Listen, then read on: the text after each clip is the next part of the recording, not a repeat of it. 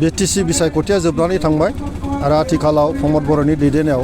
BTC सरकारा UPPL BJP आरो GSP लोगो नांनानै सालायगासिनो दङ आरो हयथ' मास मोननैसोनि उनावनो आसाम बिधान सभानि बिसायख'थि जानो थांगासिनो दङ दा जोङो जोंनि साफ्रोमबो इउपिपिएलनि कर्मिफोरखौ लानानै जिल्ला जिल्ला जों कर्मि सभा जों फाथिबाय थादों दिनै गसाइगाव जिल्ला आरो परबतजरा जिल्ला मोननैबो जिल्लानि गासै जोंनि इउपिपिएलनि मावथिफोरखौ लानानै जोङो दिनै कर्मशाला बेवहाय खुंनाय जादों आरो बेवहाय जों गुबैयै जोंनि दलनि खामानि मावनो गोनां बिथिंनि सायाव जों सावरायदों आरो फैगौ बिधान सभायाव जों माबोरै खामानि मावनो बिनि सायाव जोङो बेवहाय सावरायनाय जादों आरो दिनै जेरैबायदि लोगो लादों जोंनि मावथि बिथांमोना खोब मोजां मोनसे थासारियाव बयबो बाहागो लादों आरो बयनिबो मोखाङाव मोनसे खुसि जे जोङो देरहाबाय आरो फैगौ बिधान सभायावबो जों देरहागोन बेनि थाखाय जों बयबो खामानि मावगोन होननानै बयबो दिनैहाय सावरायदों मुल खोथाया जाबाय मा जोंनि बिसायख'थि फैगौ बिसायख'थि बिधान सभानि बिसायख'थिनि थाखाय जि साखाफारा बियो दिनैनिफ्राय जागायबाय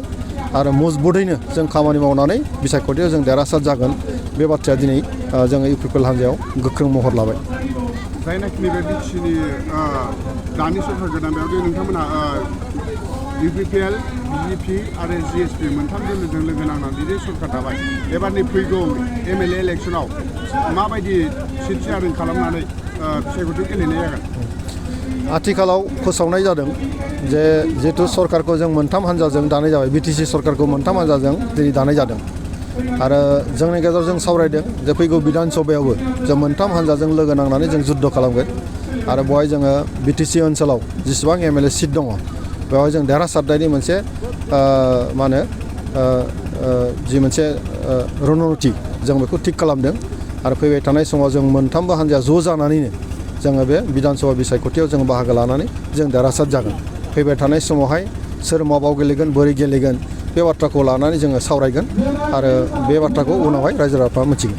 आच्चा नोंथांमोनहा सरकार दाखांनायनि उनाव दासिमबो दे चेयारमेन एबा मेम्बारखौ सायख'नाय नुनो मोनाखै बेनि सायाव नोंथाङा मा बुङो बिसिडिसिनि दा बिसिडिसि आरो टिएलसिसिनि जि चेयारमेन बा मेम्बार बासिनाय बा बिसिडिसि दानायनि जे हाबाफारि बियो थाबैनो जागोन बेखौ जोंनि बिटिसि सरकाराबो थांखि लाखानाय जाबाय आरो आं सानो बे हयथ' साननैसोनि उनावनो जाफुंसारगोन